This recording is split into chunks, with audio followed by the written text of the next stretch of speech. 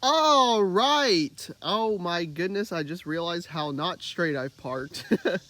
Anyways, today we are going to be going over the modifications of the Honda. And I kind of touched on this in a video already, but today I wanted to go through and total the cost of all of them. Oh boy, it's gonna be a lot. Way too much money to put into a sub $10,000 Honda, which it's probably worth now, even though I paid way more than 10,000. Anyways, let's first of all, I apologize about the wind noise. Still have yet to get a new mic. I had one ready to go, but then I realized, oh wait, it's for lightning, and I have a 15. I have USB-C, can't use it. So yeah. But let's get into it, shall we? Let's just start off by listing off all the mods on the car. First off, first thing a lot of people notice is the wheels. Car has aftermarket wheels, and they look pretty good, although I wish I had bigger ones in white. The roof is wrapped black. We have a spoiler that I put on after the fact, although I know it was indeed a factory option to have this style spoiler on the car. This one is not factory, this one's aftermarket. Then you come down here and you have an exhaust. It's just a little axle back exhaust, not a full cat back. Then I'm not counting the stickers or license plate because that's cringe. You come inside and you see the shifter here. The shift knob rather, anyway. No short throw yet, unfortunately. Then we have a head unit. And then we will come to the back of the car, where we open it up and we see subwoofer, amplifier. Those are obviously separate, so I'm counting them as separate. And yeah, I think that's everything. Oh wait, no, there's one more. You can't see it right now. I might be able to get an angle of it. There's underglow right down there somewhere. I don't know if you can see that or not, but it's there. So, let's get into the scary part, totaling all this up. All right, so starting off, we have the Koenig backbone wheels. These cost me a whopping $650 for the set. Bought them brand new because it was one of the first things I did with this car. I was like, I want some wheels. These stock wheels, they look decent, but they are so curved up that I need to get rid of them. So I earned myself a little bit of money and splurged on some wheels as the very first thing. So that's 650 bucks on the total. Next up, we have the wrapped roof, which is one of my favorite things I've done. Honestly, I love the way this looks even today. I'm actually going here in a couple days. I'm getting the mirrors wrapped the same color because if you come over to this side over here, you can see that I have a paint chip there on the mirror. And I don't like the way that looks for obvious reasons. So I was like, that gives me an excuse to wrap the mirrors black like I've wanted to do anyway. So yeah, I am wrapping the mirrors black. That will cost me 100 bucks. So add that to the total. Even though, yeah, it's happening a couple days after it's happening the next day after this video is published.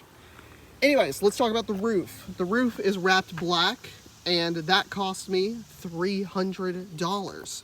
I did not do it myself. I had a shop do it because I was terrified of this and terrified of that. And also, I have no idea how to wrap anything. So, I mean, can you really blame me? Also, the reason I got these wheels specifically is because they already fit the tires that were on the car. They were the same size as the wheels that were on it already. So I was like, it'll look all right. So, anyways, next up we have the spoiler here, and that didn't cost me a dime. I got it for my birthday, but it still cost $200 ish. It was a little more than that. I can put the prices on screen at the end. just totaling everything together. So that cost about $200-ish. I think it was a little more, actually. But moving on down to the exhaust. This one is the HKS Silent High Power.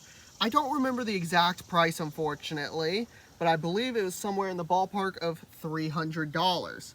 This was also a birthday present. It was pretty nice. I got that and that together, so that was fun. Yeah, that's cool. That's cool. Now let's talk about the underglow, which I can't really show you it very nicely. So let me just throw a video up on the screen of it going and do its thing. Yes, the underglow. I really love underglow a whole lot. I really do. I don't care if it makes me look like a ricer, but I love underglow, and I really, really wanted it, and I really wanted a solid kit for this car specifically because I wanted it to last and I wanted it to not fall off. So I went with the LED glow underglow kit, and that cost around $400. No, that cost around $200 actually, I believe. Yeah, it cost around $200. It was $400 to get it installed. As I was saying before my phone ran out of storage, this underglow kit I didn't want to deal with the wiring of, so I had a shop doing, which looking back on it, I should have just done myself because it turns out the wiring was extremely easy to do and I have already fixed the mistakes they've made. But I didn't work on cars back then at all. I didn't know what I was doing and I was terrified of everything. But now I'd feel a lot more confident. Anyway, that's not the point. The point is the underglow cost me $200. And next up, we gotta go inside the car for the next modifications, which we got in here with this shift knob here. That was a tasty, super expensive $11. And I didn't even pay for it. Christmas gift, yay. Yep. $11 because the other shift knob is very beat up, and I really like the design of this one. I wasn't the biggest fan of the carbon fiber print on it, just because I don't think carbon fiber goes very well with this interior. If I had like carbon fiber trim here and like here, then I'd be more of a fan of it, but I don't. So this is what I have. It works very well. It doesn't get as hot. It still gets hot, but it's not as hot. And it feels good. It's nice and weighted. And yeah, cool. Yeah, that's $11 though, or something like that. I'm just going to say 15 for the ease of saying, like adding up the prices. Next up, we got this head unit. This head unit has served me well. This cord has not served me well, and it hinders this. But, yeah, this head unit, Sony something model, they have the worst names for everything, you know this. Anyways, it cost $400, that did. Money well worth it over the stock radio, honestly. In terms of quality of life, this has been the best one, easily. Just because Apple CarPlay's been nice, just for navigation stuff, for phone calls, for music listening, and just enjoying having a nice experience in the car. This has been great. Best $400 I've spent probably making this car more usable. And next up, we got to head even further back, as you know, because we got to go to the subwoofer dam. Hooray! I'll try and lean in here just so we can avoid the wind noise. Yep, Terminator 12-inch subs. Not the ported box, just the regular enclosed one. And a JL Audio amplifier, which never sticks properly to the side of the box, and it's very annoying. So yeah, 250 watt, by the way. Not pushing a lot of power, but trust me, it moves some bass. But anyways, yes. How much did these cost me? Well, the subwoofer alone, it cost me $150 on Amazon. I was very surprised at that price. It's pretty cheap and cool. And then the amplifier. I wanted something that would work with this car because this car is a hybrid, as you know. But that means it doesn't have an alternator. So not a whole lot of power coming just constantly around the car, since everything charges up and uses the hybrid battery or the normal battery. So I wanted something very power efficient. So that's why I got that amp there, because it is very power efficient. And I do plan on upgrading it, but it works for now. And that was $250. So yeah, I think that's everything. No, it's not everything. We're missing a huge one. We're missing a really huge one. Oh, how could I forget? We're missing my suspension. How could I forget? What makes my car look so cool in my eyes is my coilovers. I don't have a really good way to show you them on camera, but I'll throw up some photos and videos and stuff of me showing you how to adjust them and all that, because I need to show you that anyways if you get these springs. Anyways, before we get into the price, if you're planning on doing coilovers yourself, make sure you bungee cord the front hubs back, because if you just take the suspension out, they will fall forward and pull the axle out. There's nothing holding it in, and then it will be a whole lot of headache. Ask me how I know. Anyways, so the suspension is Megan Racing coilovers specifically for this car, and that costs $650, which is mind-boggling. But yeah, I like it. I like it. That's kind of the thing for all this stuff. I like it, so I got it. But yeah, that's pretty much everything, guys. Let me hop in the car here. We can get talking about it all. And I can add it all up, and I will get back to you guys once I've done that. Alright, well, I thought I'd drive around just to talk and drive at the same time.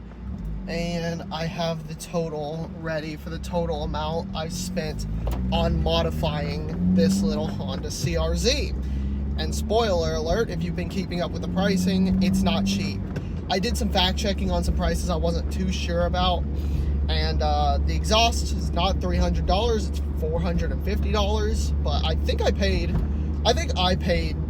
around $300 something for it. Like I said, I didn't pay for it though. That was a birthday gift. I'm pretty sure at that time though, when I saw it and said, hey, get me this, it was around $300 something. But anyways, I added all of the things up together, and what was the total?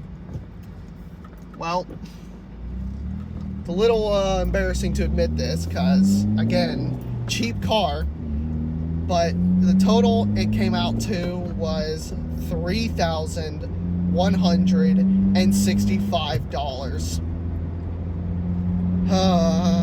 And my car still looks stock. Oh my gosh. Yep, that's the unfortunate price though of all the modifications that I've done to this car. That's not even including labor and stuff, the stuff that I didn't do.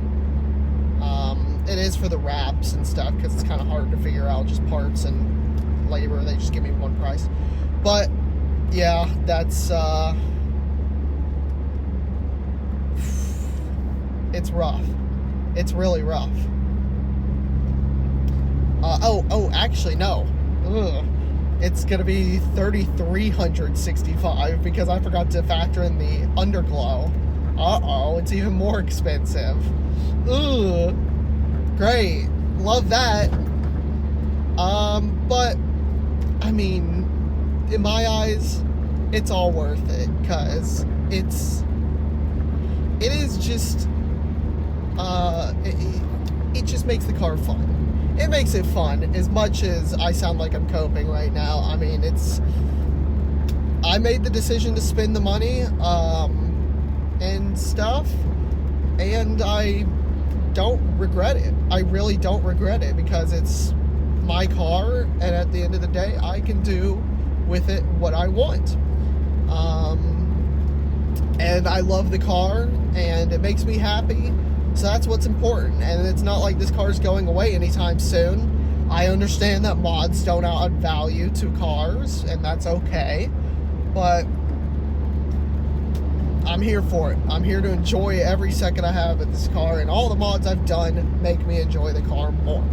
So I think it's perfectly reasonable for me to have spent $33.65 on mods, just because it was over the course of 2 years of spending money on this car. And hey, if I still had the A7, I would have spent way over that amount of money repairing the car, not even modifying it, just keeping it running. So in my eyes, this is a win, and I don't want to hear any negative comments about it because it's my car, okay? I'm not coping, I swear.